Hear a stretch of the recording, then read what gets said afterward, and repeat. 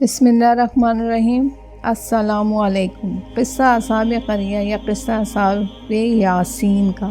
गुज़श्ता ज़माने में एक बस्ती में कुफ्र, शिर्क और शर व फ़साद को दूर करने और रुश्द व हिदायत का सबक देने के लिए अल्लाह ताला ने 2 पैगम्बरों को मामूर किया। उन्होंने अहले क़रिया को हक़ की तलक़ीन की और सराए मुस्तक़ीम की जानिब दावत दी, लेकिन बस्ती वालों ने इन दोनों को झुठलाया। तब हमने एक पैगंबर का और इजाफ़ा कर दिया और वो 3 मिलकर एक जमात हो गए। अब इन तीनों ने इनको यकीन दिलाया कि बिलाशुबा हम अल्लाह के भेजे हुए हैं, मगर उन्होंने ना माना और इनका मजाक उड़ाया कि तुम भी आदमी हो और हम भी आदमी। फिर तुम्हारे अंदर वो कौन सी अजीब बात है कि तुम पैगंबर बना दिए गए? यह सब तुम्हारा झूठ और तुम्हारी साजिश है। उन्होंने कहा कि अल्लाह इसका शाहिद है कि हम झूठे नहीं, वो दाना व बीना इसको खूब जानता है। मगर तुम फिर भी नहीं मानते तो हमारा काम इससे ज़्यादा कुछ नहीं कि अल्लाह का पैगाम पहुँचा दें और आए हक़ दिखा दें। बस्ती वाले कहने लगे कि हम तो तुमको मनूस समझते हैं कि तुमने ख्वाह हमारे यहाँ आकर गड़बड़ पैदा कर दी, और अगर तुम इससे बाज ना आए तो हम तुम तीनों को मार डालेंगे या सख्त किस्म की तकालीफ में मुब्तला कर देंगे।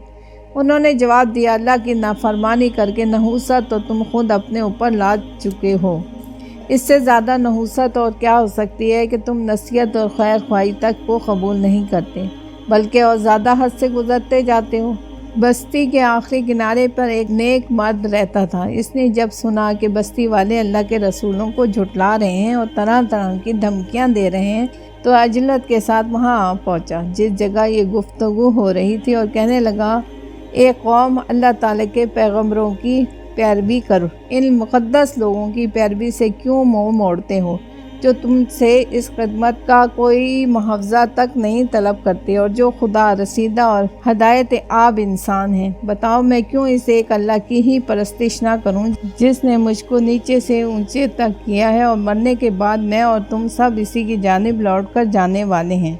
तुम बरगज़ीदा इंसानों की तकज़ीब कर रहे हो, तो मैं दरियाफ़्त करता हूँ कि क्या मुझको अल्लाह वाहिद के सिवाय इन बातिल को अपना अल्लाह मान लेना चाहिए कि गो वो ज़ात वाहिद अल्लाह जो नहायत ही मेहरबान और रहम वाला है मुझे किसी किस्म का नुकसान पहुँचाने का इरादा कर ले तो इन माबूदाने बातिल की ना सिफारिश कारगर हो सके और ना वो इस नुकसान से मुझको बचा सकें। अगर तुम्हारा मकसद ये है तो ऐसी सूरत में बिलाशुबा मैं तो सख्त गुमराही में फंस जाऊँगा। लिहाजा कान खोल कर सुन लो कि तुम इन मुक़द्दस इंसानों की बात को मानो। मैं तो इस ज़ात पर ईमान ले आया जो मेरा और तुम्हारा परवरदिगार है। कौम ने अपनी तकज़ीब और मुक़द्दस रसूलों की तस्दीक में नेक मर्द की पुरअसर हिदायत गुफ्तगू सुनी तो गैज़ व ग़ज़ब में आ गई और इसको शहीद कर डाला।